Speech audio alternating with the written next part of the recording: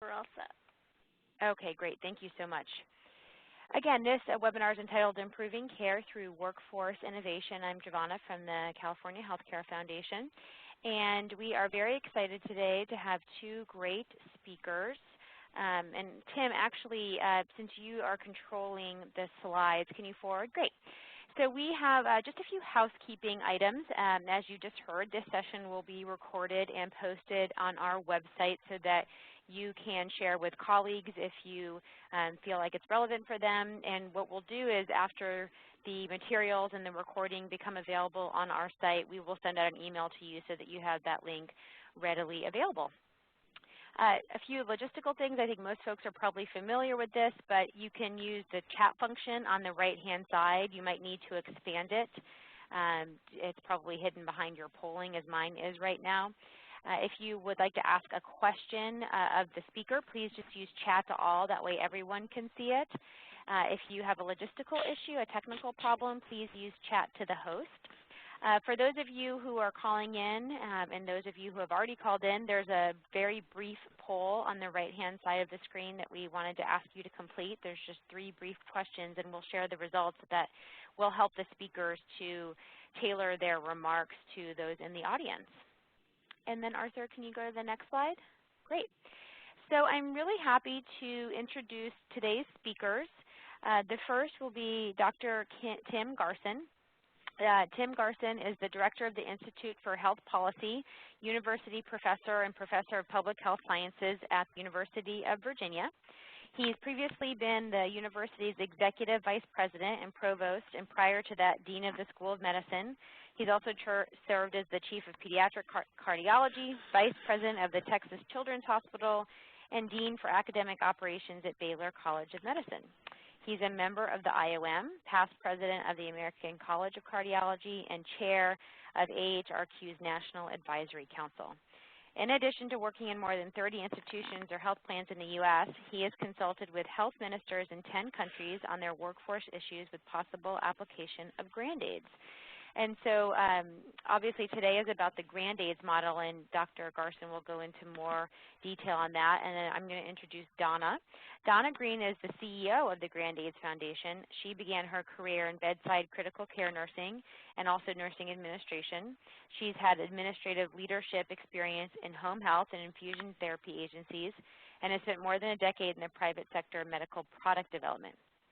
She's a former executive director of a nonprofit foundation with the mission of improving women and children's health in Africa. And she has developed all the educational modules and the manuals for the GRAND-AIDEs Foundation that you will hear about more today. So I think we will probably take the moment now to stop the poll, Canal, and I'll allow you to gather those results, and then we'll give you a minute to do that. I'll turn it over to Tim now, and we'll come back to you in a minute. Tim? Great. Really, I appreciate the California Healthcare Foundation allowing us to do this. There are a whole lot of you on this call, on this webinar. I would encourage you, Donna and I would both ask you to ask questions in between. You can go to sleep in the middle of one of these things, and it's going to be a whole lot better, I think, if you would just go ahead, chat put your questions in the chat.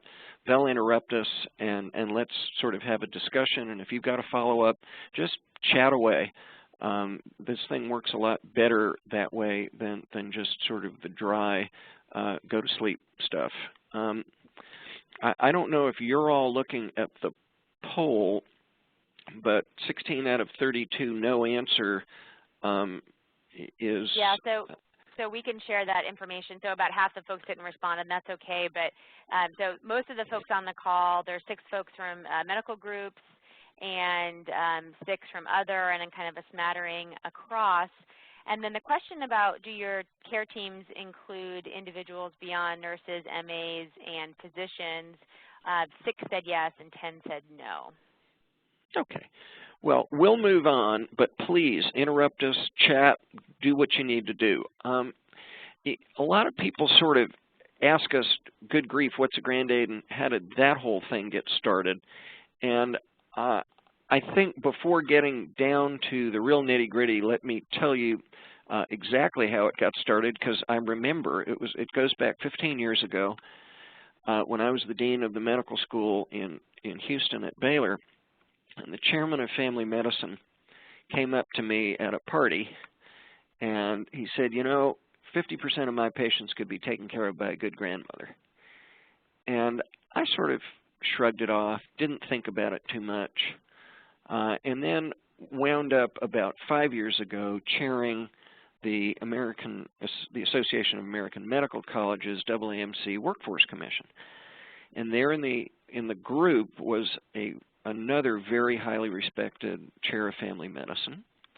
So at a break, I asked him, I said, you know, this guy a number of years ago had said that about, you know, that a fair number of his patients didn't require necessarily his work.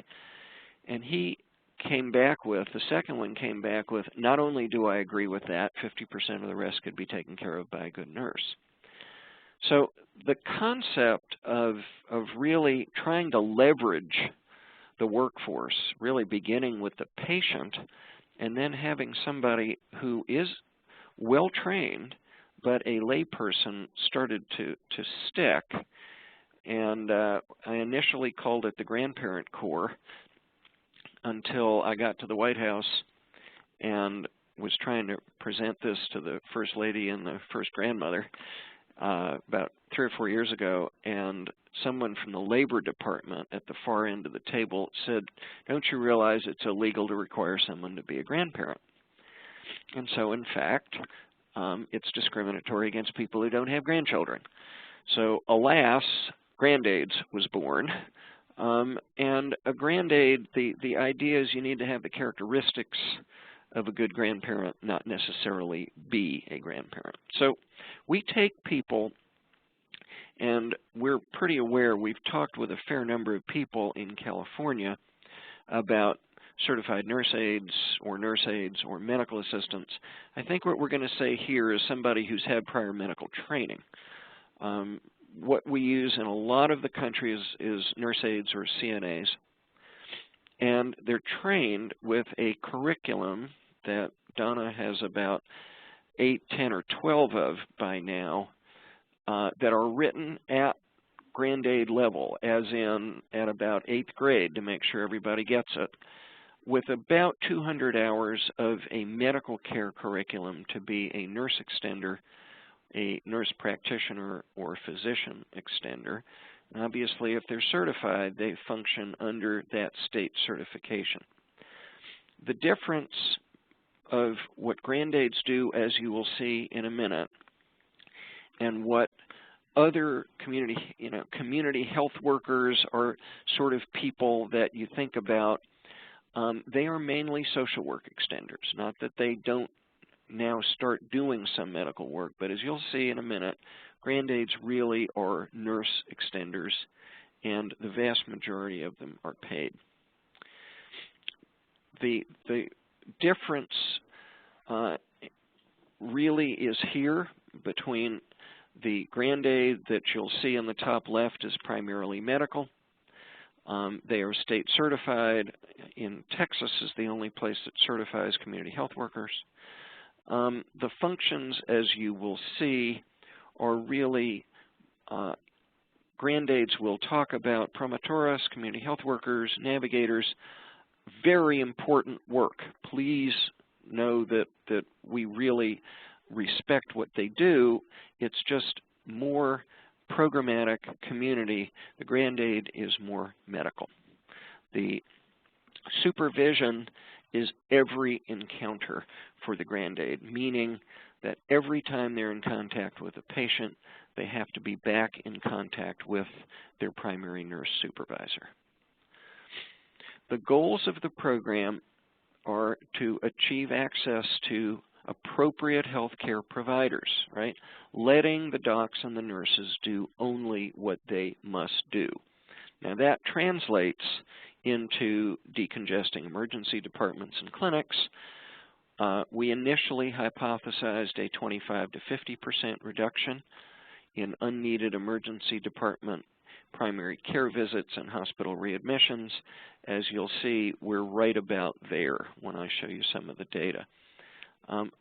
We want to educate patients, but also to intervene. You know, people talk about preventive care.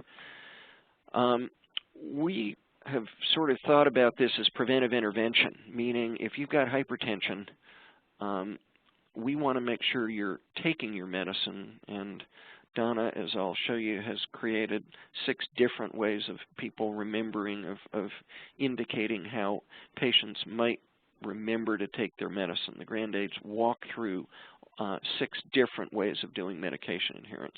That sort of is preventive intervention. Now, in many cases, especially in systems that are capitated, we will bend the cost curve, and I'll show you that in a minute. And certainly we create jobs. If there are CNAs that are already working, this is creating new jobs that allows more CNAs to do more traditional things, or people who decide as part of a career ladder to start, and we've already had some people go from CNA to GRAND-AIDE and now want to go to nursing school. We have a number of functions. I'm going to spend more time talking about the first 2 of transitional and chronic care and palliative care. In primary care. We have a number of other things that in the question period we'll be happy to get back to if anybody's specifically interested in those. So I'm going to start, given the fact that this group is really, I hope, interested in transitional care and chronic care. We'll start there. And basically what the transitional and chronic care GRAND-AIDE does is they meet the patient in the hospital. Now, they and the supervisor meet the patient in the hospital, and we feel pretty strongly, having now watched this, that a direct handoff from a member of the care team that knows who they are, that knows sort of the patient knows who the care team is, the handoff of saying, patient Joe, this is GRAND-AIDE Mary, and this is supervisor Charlotte. And the actual physical handoff that says they are part of us, they're part of our team, is very important in the hospital. The GRAND-AIDE makes home visits every day for the first week, and then decreasing over the first 30 days, some out to 90 days, some, and our experience here at Virginia, which has been the first place to do it, has been the patients really love this and don't want the GRAND-AIDE to go away at all. But that's really up to the nursing supervisor and the rest of the team. Now, what they do are really several things at home. The first thing is they take the entire discharge plan and go over it and over it and over it for that first week. Obviously, medication adherence is a big deal. We have, as I've said before, a number of ways that a GRAND-AIDE can try to do that. We believe, we're testing this, we believe that the relationship of a person in your home, a GRAND-AIDE that you begin to trust, you begin to respect, that medication adherence may actually be related to the fact that you've got somebody you're doing this for. We don't know that, we're testing it. But the idea is by the end of the first week to have established a pattern that the patient, their family, will know what they need to be doing, will know when they need to be doing it. And one of the tools that Donna has for everybody to do is a medication diary where for the first week every dose either has yes of every medicine, yes I took it, or a number of 1 through 8 of a reason I didn't take it. All the way from I forgot it, I was sleeping, I don't need it, makes me feel sick. By the end of the first week we've sort of sorted that out. Now, many patients go home on a specific diet, or even more, many go home on a general diet. The obese person, the person with heart failure on salt restriction. And we have food labels that GRAND-AIDEs go home with. Imagine a patient with heart failure who's on a sodium restricted, who's also 240 pounds. The food labels are red, yellow, and green. They're about the size of a dime. And a red one is worth 250 calories or 175 milligrams of sodium. And the GRAND-AIDE family patient label everything. And, you know, I've gone out a couple of times with these people, and the gasp when they see that everything in their pantry is red does have a pretty important impact. Again, we're studying that. We're randomizing people in one place to using food labels and not, and we'll see whether it actually makes an ultimate difference on, I mean, it'd be interesting if it was on readmissions, but certainly on weight and need for diuretic. Now, they also, we don't turn them into electrical engineers, but this says use of technology. A lot of patients go home with different automated things, whether it's an automated blood pressure machine, scale, pulse ox. The GRAND-AIDEs are taught the basics of that specific technology and make sure the patient knows how to use it. Again, not electrical engineering, but making sure the batteries are in right side up. Now, the very first day they're home, they do medication reconciliation. The very first two patients at the University of Virginia had the identical story. And that is that these literally were the first two, and the people said, you know, I don't think, you know, the patients and the family said, we don't think we really want a GRAND-AIDE the first day. Well, why don't you come on the third day? Well, as you'll see in a minute, they go through a series of questions, and the GRAND-AIDE walked in, started through the series of questions. Both of these people, pale, sick-looking, horrible, you know, feeling bad, dizzy, all that stuff. And they sat down and went through the medication reconciliation. Now, the way medication reconciliation works is all of the new prescriptions get put on the kitchen table. All of the old stuff, they clean out all of the medicine cabinets, everything, you know, stuff you can read and stuff you can't read. And then the GRAND-AIDE puts that on, call it for the minute Skype, some kind of video that the institution feels is HIPAA compliant. For example, at the University of Virginia, we use Apple iPads with a little bit of a tweak to the server that makes it HIPAA compliant. There are all kinds of different views of what is and is not HIPAA compliant with video. Whatever it is, we'll figure it out for the local institution. But so now the GRAND-AIDE is sitting there putting all of these medicines on television back to the nurse supervisor at home. And the nurse supervisor starts saying, okay, now you're taking, tell me what dose of this diuretic you're taking, this one over here. And what of the old stuff are you taking? And the answer for both of these patients was, oh, well, nobody told me to stop the old stuff.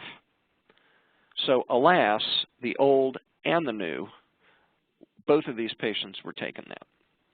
Well, both of those, you know, they were both on their way to the emergency room. That's the sort of thing that this thing catches in real time. We no longer permit people to go longer than 24 hours without that first visit. So they do adherence, they do medication reconciliation, they make sure the patient understands warning signs, and then they have these protocols. Tim, you bet. Tim, this is Giovanna. Dive Can in. I jump in there? A few questions. Dive in. Great. There's a question about the difference between a GRAND-AIDE and a case manager. Oh, great. Okay. Let me start down that road and put Donna on deck. This is, I'm glad you asked, and I'm sorry if I wasn't clear. The case manager is a nurse. GRAND-AIDEs work for a nurse, and as I'll show you in a minute, in a ratio of 6 to 1. So 6 GRAND-AIDEs to 1 nurse supervisor. And what we have found, and I'll show you at the end, we're talking to a large number of places about readmissions, is a lot of places, probably most places, use case managers now. What the GRAND-AIDE does is leverage that case manager, 6 GRAND-AIDEs to 1 case manager. That's basically. Donna, you want to dive in with a little more? No. You there? Uh-oh. Can you hear me? Yeah, now I can. Can you hear you? Oh. No, the point is to be an extender for the nurse. So the GRAND-AIDEs, the supervisor can supervise 6 or more GRAND-AIDEs. Therefore, you've expanded the number of, quote, case managers 6 times. Okie dokie. Great, thank you. And there's also a question. Sure. There's a follow-up question. It sounds like you answered this. Is the case manager required to be an RN or an LVN? Are they typically RNs? Donna, go for it. Either an RN or a nurse practitioner. Okay. And then the reason it's the RNs and nurse practitioners are the only licensure that allows assessing in the nursing world. And then there was a question about the discharge plan, Tim. Is there an exercise component embedded into the discharge plan? There is, whatever the plan is, the GRAND-AIDE is schooled in helping people to do that. There, there are people. It seems. The quick answer is yes, but the longer answer is if exercise is prescribed, the answer is yes. If exercise is not prescribed, the answer is no. So it's what the GRAND-AIDE does is fills in, and those of you in nursing will recognize the word in a minute. What the GRAND-AIDE must do is reinforce the teaching of the discharge team. So the word is reinforcing, not teaching. The nursing world would rather have the word reinforce used. So the GRAND-AIDE doesn't wing it at all. And in fact, page 12 of every manual says that the first time the GRAND-AIDE doesn't follow instructions, they lose their job. Not the second time, but the first time. So the GRAND-AIDE is a transmitter of information, not someone who is making it up as they go along, not someone, if there's a question about something, other than something perfectly obvious, they're going to, and even then, they're going to transmit that back to the nurse supervisor. That's how we have managed to get the nursing boards okay with this and the lawyers okay with this, is they don't wing it at all. They teach, they reinforce, they do not, the words, and I think we'll see them in a minute, they do not delegate assessment. Assessment is a sort of a buzzword in the nursing world, which really means, and it relates to this slide that says GRAND-AIDEs have protocols or questionnaires. They answer yes/no questions. What they are not permitted to do is, if the patient has a fever of X, give Tylenol. They're not permitted to do that. So what they do is they observe, they report, they get back to the supervisor, and they do it by portable telemedicine. So every day that the GRAND-AIDE is with the patient, they put the patient on television back with the nurse supervisor. Now the idea is about 3 minutes is all it takes. This is not a 20-minute video call, or the supervisor wouldn't be doing anything else. And I must tell you, the first few, you can imagine it's a little bit novel for everybody, and they ask, how's your dog, and that. Well, after that, and it gets down to days 3, 4, 5, and later, it gets to be about a 3-minute, okay, John, would you count to 10 for me? 1, 2, 3, 4. That's the sort of observation that the nurse supervisor wants to make. Questions, please, along the road. Just stop me and we'll dive in. The goals of the transition or chronic care GRAND-AIDE: improving health, okay, both process and outcomes, reduction in 30-day readmissions by 25 to 50%. Now this says 35%. The first 4 months at the University of Virginia is 34%. I don't want to connect any more data. Obviously, we'll have some more in a few more days. This is going to bounce all over the place, but we, at least early on, have a very good reduction in 30-day readmissions. Now, reducing length of stay, we're measuring that. Obviously, the hospitals like this. At the margin, the idea is that somebody who lives alone and has a GRAND-AIDE may get to be discharged earlier than somebody who doesn't, or somebody who has a spouse that isn't quite, the most able to take care of somebody without a lot of instruction early on. So not only is the original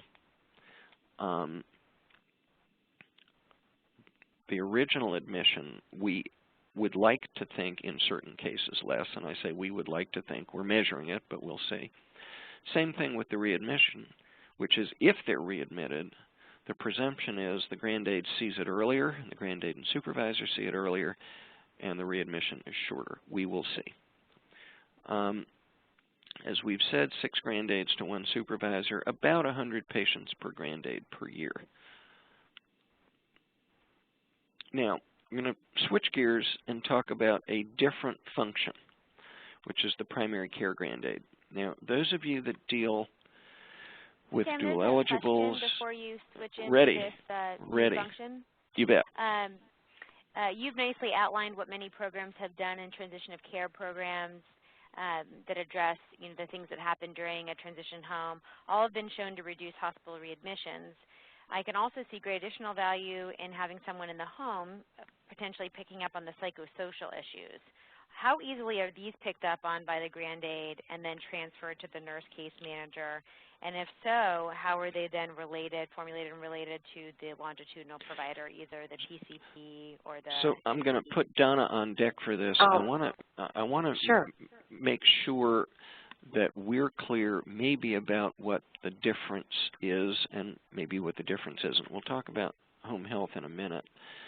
But this is using, and this has been said over and over again, with using case managers, using nurses, using nurse practitioners in the home is certainly not our idea. Mary Naylor came up with that idea, published it in JAMA a long time ago. And so she gets the credit for this. The idea here is to leverage the nurse or nurse practitioner 6 to 1.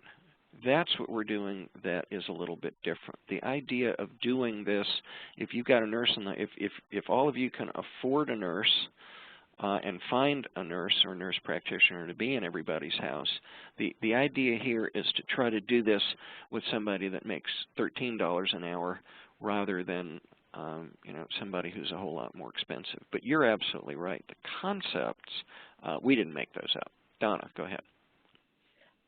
Yes, Frank, you would ask about psychosocial issues and being in the home. They do, one of the first things they do is home environment assessment. And then they do depression questionnaires and ADL questionnaires.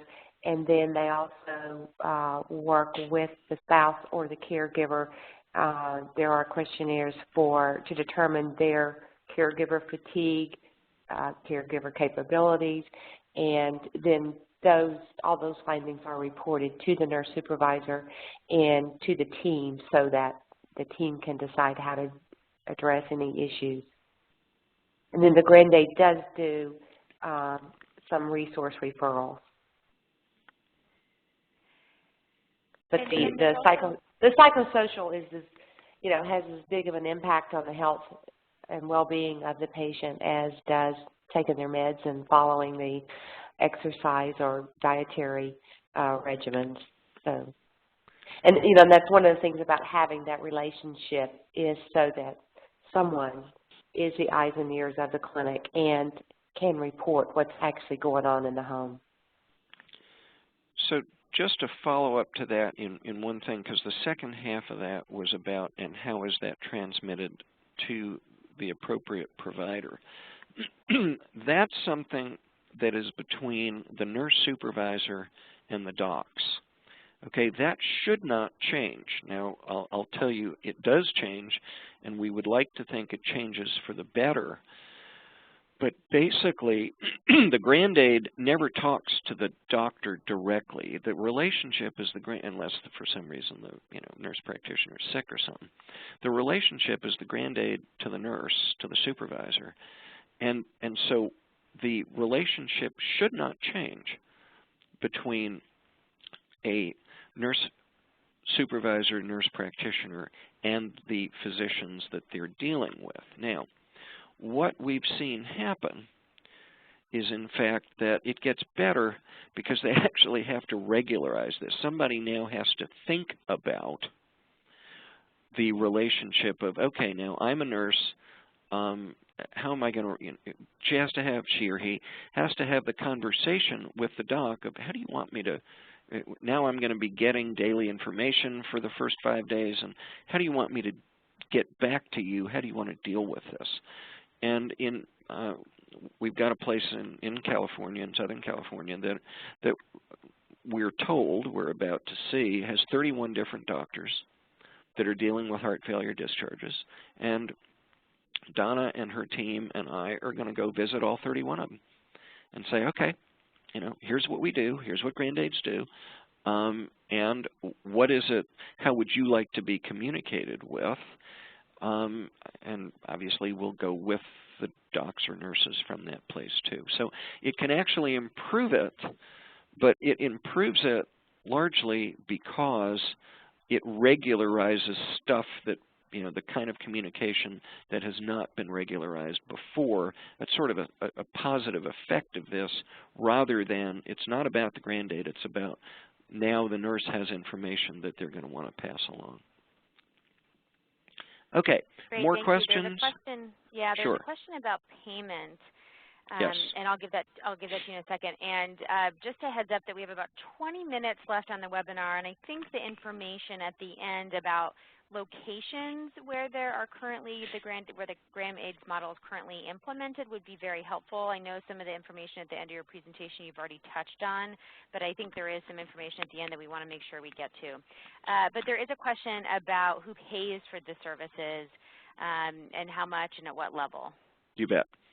So right now, this second, the chronic transitional GRAND-AIDE is paid for by hospitals, and the hospitals pay for it. You're all well aware of the CMS penalties, and that it was no coincidence that heart failure, acute myocardial infarction, and pneumonia were the first 3 manuals that we wrote for GRAND-AIDs. That's not coincidence. Hospitals that are facing penalties, or hospitals that are in the 50th percentile, are starting to, or not starting, they're in the middle of saying, okay, we've really got some, we've got to either do what we're doing better or do something different. So the hospitals themselves have been coming up with the money. Now, who then does the GRAND-AIDE work for? That can be health plans, that can be hospitals. In fact, there are 2 in the primary care, and I'll zip through those so we can get to the end. The primary care are largely health plans. We're working with 2 Medicaid HMO health plans in Texas, both with about 30,000 patients. By the time you add up the children, the pregnant women, the duals, it's around 30,000 patients each. So we've got plans for, we're just starting the training, but plans for about 60,000 people in 2 Medicaid HMOs in Texas. Those are all paid for by the health plan, with the idea that the GRAND-AIDs will reduce ER visits, reduce unneeded primary care clinic visits, stay healthier, reduce readmissions. Now, that's the current payment.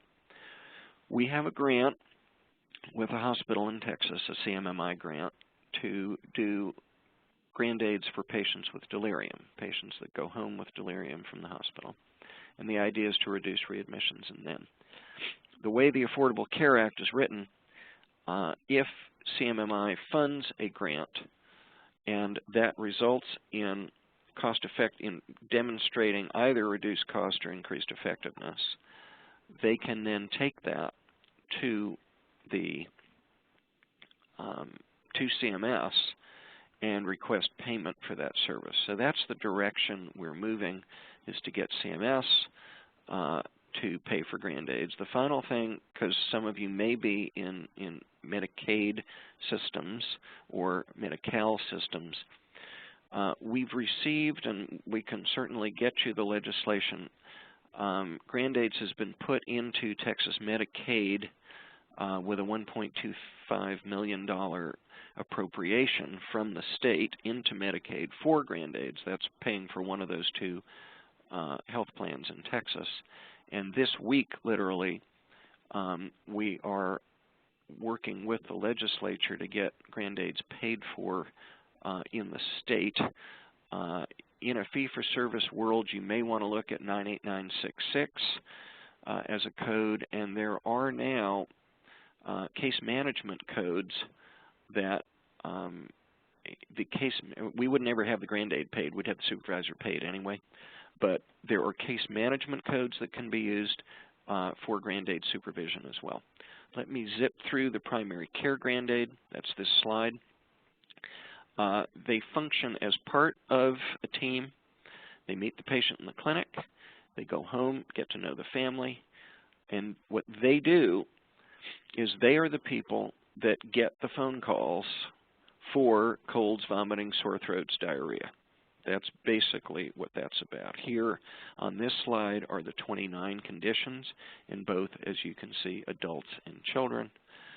The GRAND-AIDE goes through a yes-no set of things, fires it off to the supervisor, and the supervisor then says, send them to the emergency room, send them to the clinic, stay home, or make a home visit at the bottom using portable telemedicine. Again, put the patient on video with the supervisor, and the supervisor can look at their breathing, or the Health Affairs article in May of 2012, the most common diagnosis in both the acute care clinic and the emergency room, or one of the few most common, was rash. Well, lo and behold, you know, mom calls up and says, Junior's got a rash, send the GRAND-AIDE out with a TV camera, and hopefully in the majority of cases don't need to make the visit. The most common in Texas now, and perhaps also in parts of Southern California, most common diagnosis of rash was mosquito bites. So that's what we would hopefully try to prevent. Here's the data from that paper. 62% potential reduction in clinic visits. This is an FQHC Medicaid kids. Emergency room, 74% ER visits. Again, the typical rash, fever, congestion. We'll go on. Could you repeat the code? Could you repeat the code? 98966. 98966, and I'll put it into the chat box. Yep. Now, 98966 is something that is in the CPT book. It says a non-physician, and it actually says EG registered nurse. I may have that here. Let's see if I just sometimes I've got it written, sometimes I don't. We can see. But 98966 is to a non-physician for giving telephone advice. Okay, this one just talks some about prevention. Well, we talked some about that. I'll walk through it. The idea of the primary care GRAND-AIDE, helping people who don't have serious primary care problems to stay at home. So we're looking for healthcare outcomes, less time and travel. Donna, you want to maybe dive in and talk about what these people like the best in the primary care world? Okay, well, they liked not having to come to a clinic, not having to take a bus or find a ride or spend money on gas, and then also lugging 3 or 4 children into a clinic and waiting for hours on end, and then could be turned away if too many people are there ahead of them. But so the convenience, and then they also liked the home visits and the teaching in the home about how to take care of the rash. So, when baby gets the next round of mosquito bites, first of all, in the park, long sleeve shirts, the teaching on how to prevent them to start with, and then how to treat them. And that's, everybody was given a thermometer and taught how to use a thermometer and take temperatures and, how to treat the temperature. So a lot of the basic care they are taught so that they won't need to rely on the healthcare system for a mosquito bite or a runny nose. Okay, so the idea of these goals: reduced ER, unnecessary clinic visits, again 6 to 1, larger patient panel here, less, 150 to 300. Probably more like, 300 is a really well-child Medicaid group. 150 is somewhere between 100 and 150 will be the duals. It really depends on the patient population, how many home visits are generated, how far away the patient lives, those kinds of things. This is there's a question about when folks transition away from GRAND-AIDE assistance, how are they linked up with kind of the community resources in an effort to increase wellness and decrease dependency on healthcare, the healthcare system? So, great. We're talking about, and I've sort of purposefully talked about two different kinds of GRAND-AIDE, and in fact they merge. So I mean the dual eligibles and the Medicare people actually get a GRAND-AIDE who does both. And what we would like to think of is they start interfacing from the beginning, not the end. And so they, and we would, again, in many of these, we would hope they don't ever disappear entirely. So in the primary care, the intent, and in rural Virginia, 18 months later, we've still got the same number of GRAND-AIDs, same ones, and they're not giving up anybody because, again, they've got relationships with these families. But the intent, and again, Donna, I'll put you on deck, the intent is to interface with community resources from the beginning, not at the end. Okay, thank you. Okie doke. This is what GRAND-AIDs do and don't do. We've been through this. This is sort of if someone is either nursing boards, hospitals, clinics, say, well, now, wait a minute, what is this? What do they do? These are the two slides to sort of pull out. Again, you see underlined reinforces that those are sort of the important words, and then the question down at the bottom. I'm not sure I answered it completely the last time in terms of, how to deal, how the downstream docs get dealt with. What I said was they get dealt with pretty much individually, but again, that's this point of number 7. It's either the same way or better. We would hope the program makes it go better, not worse. Training, we have a standardized curriculum that uses a train the trainers model. So Donna and her team, the foundation, trains the supervisors. So the people who are supervising the GRAND-AIDs get the training, and they then turn around and train the GRAND-AIDs. We're working on, should have within 3 to 4 months, web-based, and we've got the sort of liability question at the bottom. The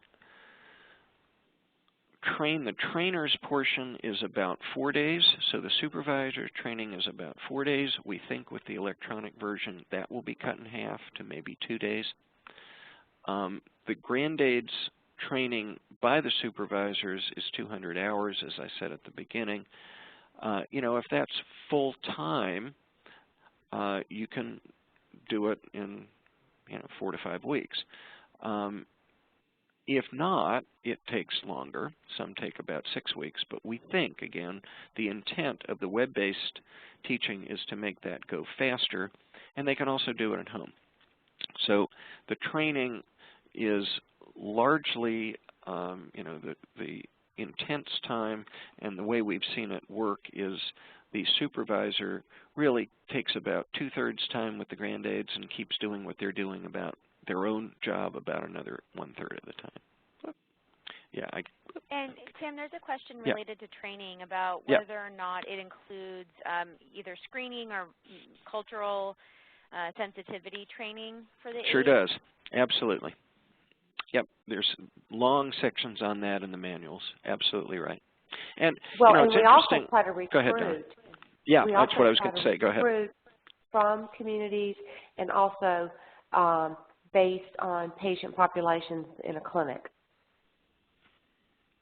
Tim, you're more familiar with the GRAND-AIDEs in rural Virginia. Yeah.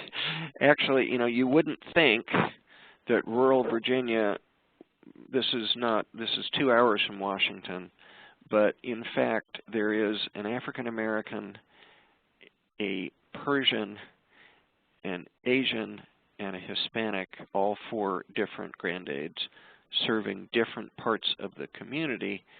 Obviously they cover for each other, but there are 4 different, ethnically different GRAND-AIDEs. Now, that's either what you want or you don't want, but okay. Let's walk through, we're rounding it up. The spaces are important, meaning the primary care, Scott and White and Texas Children's Hospital are the 2 at the top that we are working with in the 2 large Texas Medicaid pilots. The other, Dallas, is an adult primary care set of clinics, and Norfolk is a childhood and adult obesity program that we actually have a fairly large grant to do, working with the YMCA of people who are already in an adult obesity and childhood obesity, the people who are already in exercise programs, having GRAND-AIDEs to work with not only exercise at home, but also with diet. The next group you'll see are cities rather than places, because these are people we're working with, but that I can't tell you who they are yet, but large, and in fact in the San Juan and New York are 2 large Medicaid HMOs. We have been contacted by SEIU, that's down at the bottom, and are having, interestingly, they're very much in favor of the program. I don't want to speak beyond that except to say they seem to like it, and we may be starting a very large pilot in somewhere in the western U.S. that I can't talk about too much yet. United Healthcare, Blue Cross Blue Shield in 2 large programs in other parts of the country. The transitional chronic on the upper right, the ones that are above the space are in training, about to be started. The one that is out now started is the University of Virginia. In order, the ones that will then start up are Temple in Philadelphia, University of California, Los Angeles. The supervisors have been trained, the GRAND-AIDEs probably in May, Scott and White, and on down the list. The Veterans Administration is the only place where it looks like we're going to be using volunteers. We're going to be using veterans as GRAND-AIDEs, training them, veteran volunteers, to work with their colleagues. The ones below are in discussion. This last one, again, above, we've delivered to the Indonesian government, not that you're hanging on this word, but it's just sort of interesting, a plan for rural care involving 87,000 GRAND-AIDEs, which is 1 per village. We've had interest, you'd say, well, what does that have to do with anything in the U.S.? Real interest just yesterday from rural North Carolina and rural Utah using this exact same model, where we would train people out in rural parts of the state And we would, I believe, have to give on the idea that those people have to be CNAs, because the idea is to train people locally who live there, not people, not try to import a CNA from outside, but to work with people in that community and try and train them to then report to supervisors. We have a large program headed for several thousand in Indonesia, and the others are, Brazil isn't even here. I'm on my way to Brazil on Monday. This is what the foundation does. I'm sorry that the font got small, but basically you can see here we start with a concept, we then modify all the training materials, we then provide the manuals, we do a number of visits, 3 to 4 in the first year, on down over the first over 3 years, and then we're out of everybody's hair. The idea is for us to train your people and get out of the way. We do formal assessments, number of telephone calls, and we do, if you go to the website, which is GRAND-AIDES.org, you'll see there's an 11-page way in which we certify. Now, this is not state certification. This is the GRAND-AIDES Foundation certifying GRAND-AIDES and supervisors and programs.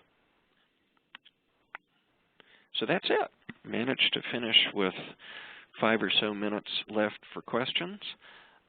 We would be, this last slide, we sure would be happy, and again, either questions to the California Healthcare Foundation, questions to us directly. The website is there. Mine is there. Donna, for really the important training manuals, how does it work? It's green, G-R-E-E-N, at GRAND-AIDES.org. And with that, are there more questions? Great, thank you so much. I'll monitor the chat box for additional questions coming in. For those of you who maybe have to sign off a few minutes early, you should see a poll, an exit poll on the right-hand side that will just help us understand your experience better today. So please take a moment to complete that poll.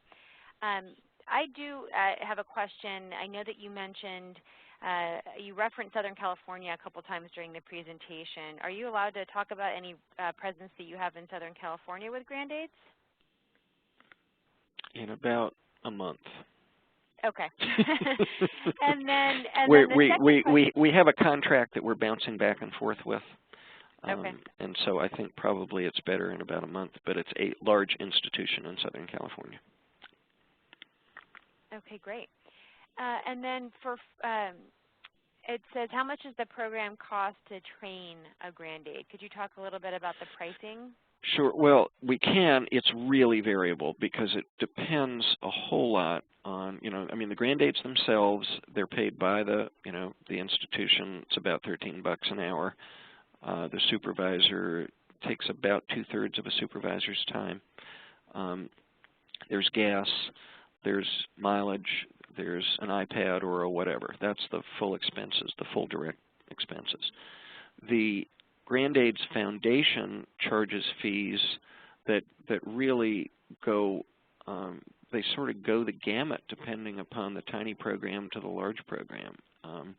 The tiny programs are like $25,000 to $50,000 for that first year. The larger programs are a whole lot more than that. So it really depends on how much work, how much of what that thing just before now, how much of that scope. If we're doing, as we are in one system, 12 hospitals and 5 different programs, that's a larger number. Mm-hmm. And there's a question about whether or not the training curriculum is available publicly, or is that proprietary? It's proprietary. Okay. And it's proprietary for a number of reasons, one of which is we change it.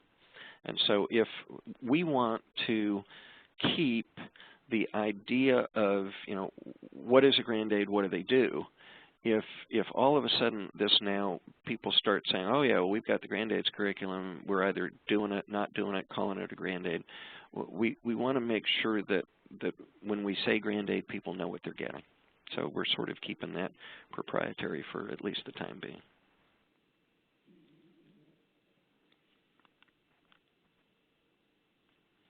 And then one question, do you help to recruit the GRAND-AIDEs for organizations? Great question. What we do is we work with, we're just on our way somewhere next week to do exactly that. The key to this thing, interestingly, is actually the nurse supervisor. They're the ones that are going to recruit the GRAND-AIDEs. They really need to be enthusiastic about this and just saying, wow, I love this thing. And so we start with the institution and help, they appoint a leader of the whole program. Donna and her team will actually go as part of this and help interview the finalists for supervisors on site. And then once the supervisors are trained, they're in pretty much constant communication with Donna and her staff about, individual GRAND-AIDEs. Now, they'll help, we'll help them write the ads, which is what we're going to do next week. Those kinds of things. The places where GRAND-AIDEs come from are nursing homes, home health agencies, and the place itself. So, one of the first ones at the University of Virginia was actually a CNA in the heart failure clinic who was taking blood pressures and is now a GRAND-AIDE.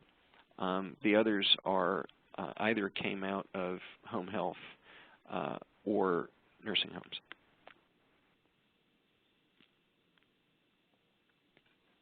Great, thank you. Sure. It looks like we're a health planning agency that works with community organizations such as public health and free clinics. Do you have any community-based non-hospital programs? If by that, I mean, we certainly, the very first two pilots were in FQHCs. So the answer to that is yes, if that's what you're talking about. So the very first couple of pilots, the key with a standalone FQHC is how they're paid. Because if a standalone FQHC is paid fee-for-service, and that's the only way they're paid, then what we've got to make sure we can do is get payment for the GRAND-AIDEs through, for example, the Medicaid program or the FQHC. When their volume goes down, they get paid less. Now, the FQHCs that we're now starting to talk with, one in New York, is they've got a capacity problem. They're going to have more of a capacity problem as the Medicaid numbers increase. So they would love to have 20, 30, 40% of their unneeded visits stay at home so that they can increase their capacity. And so their revenues don't go down. But what we have to make sure of, and you'll all recognize these famous two words, shared savings.